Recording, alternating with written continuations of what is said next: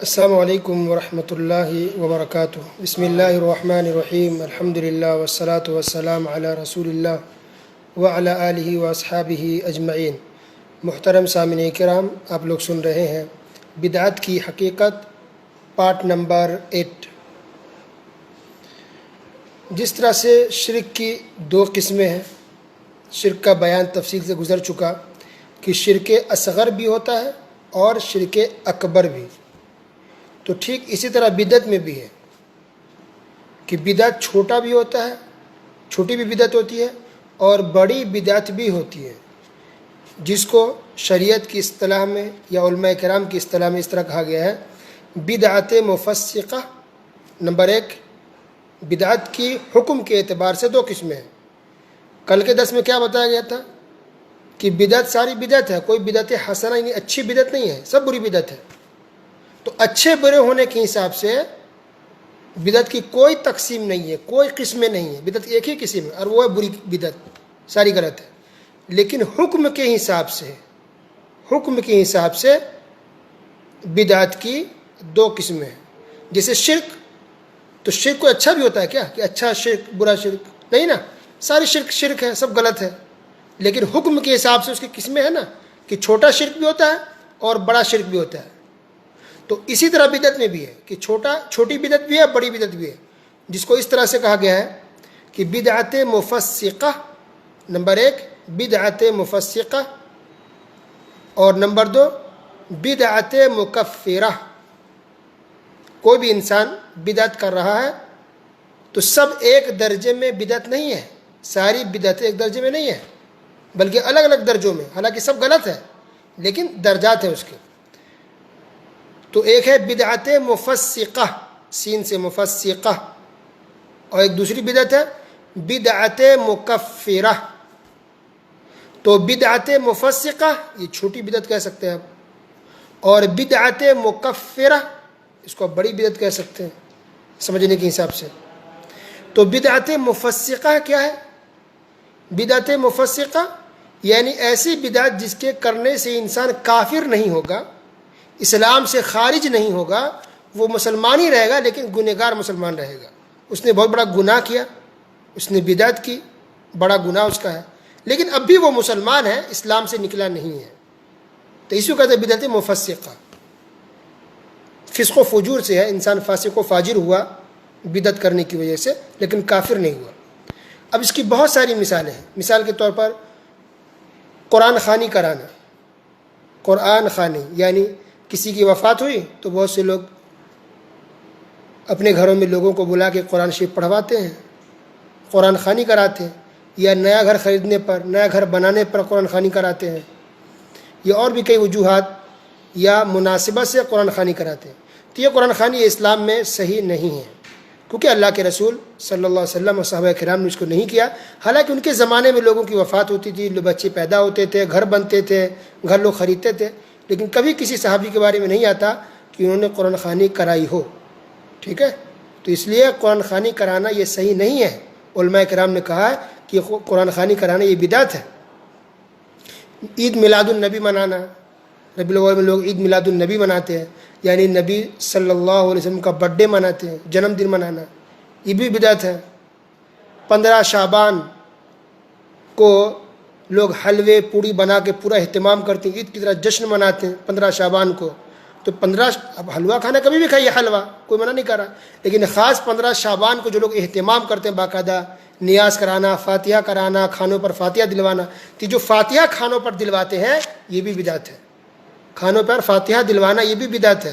15 شعبان کو حلوے بنا کر خاص سنت کی نیت سے ثواب سمجھ کے کرنا، شریعت سمجھ کے، یہ بھی بدعت ہے۔ میلاد النبی منانا یہ بھی بدعت ہے۔ تو یہ سب ایسی بدعت ہے جو بدعت مفسقہ میں سے آتا ہے، یعنی اس سے انسان کافر نہیں ہوگا، انسان گنہگار ہوگا۔ اس کی اور بھی بہت ساری مثالیں ہیں، ٹھیک ہے؟ تو یہ ہو گئی بدعت مفسقہ۔ دوسری قسم بدعت کی بدعت مکفرہ۔ مکفرہ یہ کفر سے ہے، یعنی ایسی بدعت ہے جس کو انسان اگر کرے تو اسلام سے نکل سکتا ہے، گویا کہ اس نے کفر کیا، اسلام سے خارج ہونے والا اس نے کام کیا ہے۔ جیسے شرک اکبر ہے، شرک اکبر کرنے سے انسان کافر ہو جاتا ہے۔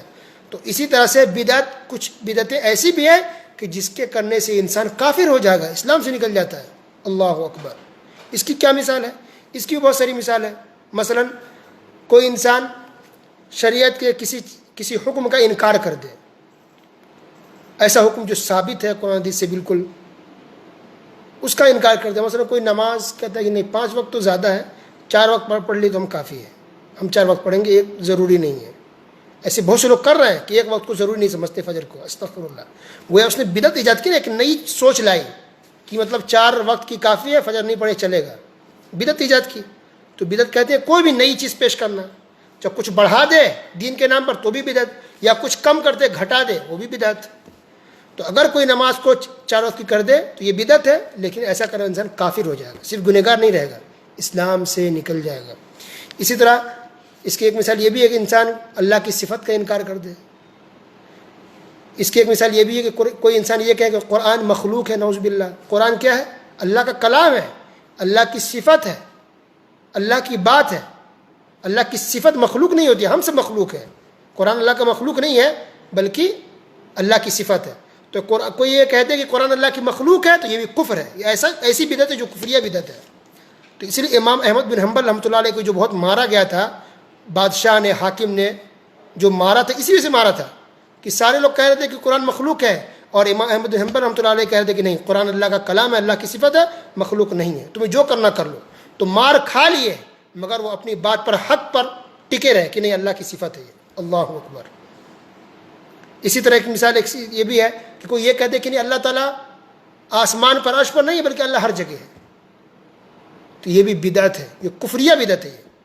کیوں؟ کیونکہ اللہ نے کہا الرحمن علی العرش استوی، اس بات کو اللہ نے قرآن میں 7 جگہ تقریباً بیان کیا کہ اللہ تعالیٰ عرش پر مستوی ہے، اللہ تعالیٰ عرش کے اوپر، 7ویں آسمان کے اوپر، عرش پر اللہ تعالیٰ ہے۔ اللہ نے یہ عقیدہ سکھایا قرآن میں، رسول اللہ صلی اللہ علیہ وسلم نے بھی یہی عقیدہ سکھایا کہ اللہ تعالیٰ 7واں آسمان کے اوپر عرش پر ہے۔ صحابہ کرام کے بھی عقیدہ تھا کہ اللہ تعالیٰ عرش پر ہے۔ چاروں اماموں نے بھی عقیدہ بتایا کہ اللہ تعالیٰ آسمان کے اوپر عرش پہ ہے۔ ہاں، اللہ کا علم ہر جگہ، اللہ کی طاقت ہر جگہ، اللہ ہر جگہ دیکھتا ہے، سب کی بات سنتا ہے، سب کی مدد کرتا ہے، سب پر نگاہ ہے اللہ تعالیٰ کی، کوئی چیز اللہ سے چھپی نہیں ہے۔ لیکن خود اللہ کہاں ہے؟ 7واں آسمان کے اوپر عرش پر ہے۔ تو اگر کوئی یہ عقیدہ لائے کہ نہیں، اللہ تعالیٰ آسمان پر عرش پر نہیں، اللہ تو ہر جگہ ہے، خود اللہ اپنی ذات کے حساب سے ہر جگہ ہے، عرش پر نہیں ہے، اللہ اپنی ذات کے حساب سے ہر جگہ، ذرے ذرے میں، تو یہ کفریہ عقیدہ ہے، یہ بدعت ہے جو بعد میں ایجاد کی گئی ہے۔ اللہ تعالیٰ عرش پر نہیں ہے، ہر جگہ ہے، یہ ایسی بدعت ہے جو صحابہ کرام کے زمانے میں نہیں تھی، یہ بعد میں ایجاد کی گئی، یہ بعد میں لائی گئی۔ اور افسوس کے ساتھ یہ کہنا پڑ رہا ہے کہ انڈیا، پاکستان کے مسلمانوں کا اکثر عقیدہ یہی ہے کہ اللہ تعالیٰ اپنی ذات کے حساب سے، یعنی خود اللہ تعالیٰ ہر جگہ موجود ہے۔ نعوذ باللہ، استغفر اللہ، کیونکہ یہ بدعت لوگوں میں عام ہو گئی ہے۔ تو ام سلمہ رضی اللہ تعالیٰ نے کہا کہ جو انسان انکار کر دے کہ اللہ تعالیٰ عرش پر نہیں ہے، یہ کفر ہے۔ امام مالک رحمۃ اللہ علیہ نے بھی کہا کوئی اس کا انکار کر دے کہ اللہ عرش پر نہیں ہے، یہ کفر ہے۔ اللہ اکبر۔ تو یہ کفریہ عقیدہ، یہ کوئی معمولی چھوٹا عقیدہ نہیں ہے، یہ بدعت ہے، لیکن کیونکہ نیا عقیدہ لایا گیا ہے۔ تو شروع میں آپ کو بتایا گیا تھا کہ کوئی بھی نئی چیز جو اسلام میں شریعت میں لائی جائے، چاہے اس کا تعلق عبادت سے ہو یا اس کا تعلق عقیدے سے ہو، تو عقیدے کے اندر بھی کوئی نیا عقیدہ لایا جائے، نیا پروڈکٹ اگر پیش کیا جائے، کوئی نئی تھنکنگ، نئی سوچ پیش کی جائے عقیدے کے بارے میں، تو اس کو بھی بدعت کہتے ہیں۔ تو بہت سے لوگوں نے عقیدے کے معاملے میں بدعت ایجاد کی ہے، نئے نئے عقیدے لوگوں میں پھیلا دیے ہیں۔ استغفر اللہ، اللہ ہم سب کو محفوظ رکھے۔ تو یہ ہے بدعت مکفرہ۔ کوئی انسان انکار کر دے اللہ کی صفت کا، کوئی انکار کر دے مثلا کہ قبر کے اندر عذاب نہیں ہوتا ہے، تو یہ کفر ہے، یہ سراسر۔ تو ایک نیا عقیدہ ہوا نا کہ عذاب نہیں ہوتا، حالانکہ سچ بات یہ کہ عذاب ہوتا ہے قبر کے اندر، جو گنہگار ہے اس کو۔ مسلمان مومنین جنت میں اللہ تعالیٰ کو دیکھیں گے، یہ کئی حدیثوں سے ثابت ہے کہ اللہ تعالیٰ کو جنت میں مسلمان دیکھیں گے، جنتی۔ اب کوئی کہے نہیں، ہم اللہ کو دیکھ ہی نہیں سکتے، کبھی ہم دیکھ ہی نہیں سکتے، دنیا میں نہیں دیکھ سکتے، لیکن آخرت جنت میں دیکھیں گے۔ تو اگر کوئی انکار کر دے، کوئی نیا عقیدہ لا رہا ہے، تو یہ بھی کفر ہے۔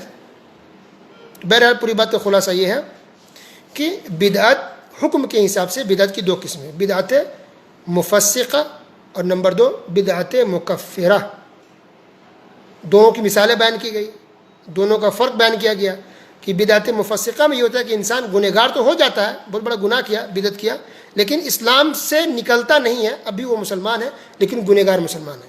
اور اگر کوئی بدعت مکفرہ کر لے تو گویا کہ اس نے کفریہ والا کی بدعت رکھا تو وہ اسلام سے نکل جاتا ہے، کفر میں داخل ہو جاتا ہے۔ تو اس کی بہت ساری مثالیں ہیں۔ اللہ تعالیٰ ہر طرح کی بدعت سے اللہ ہم سب کو محفوظ رکھے۔ آج کے لیے بس اتنا ہی، باقی باتیں انشاءاللہ اگلے درسوں میں بتائی جائے گی۔ وصلی اللہ علی نبینا محمد وعلی آلہ وصحبہ اجمعین، والسلام علیکم ورحمۃ اللہ وبرکاتہ۔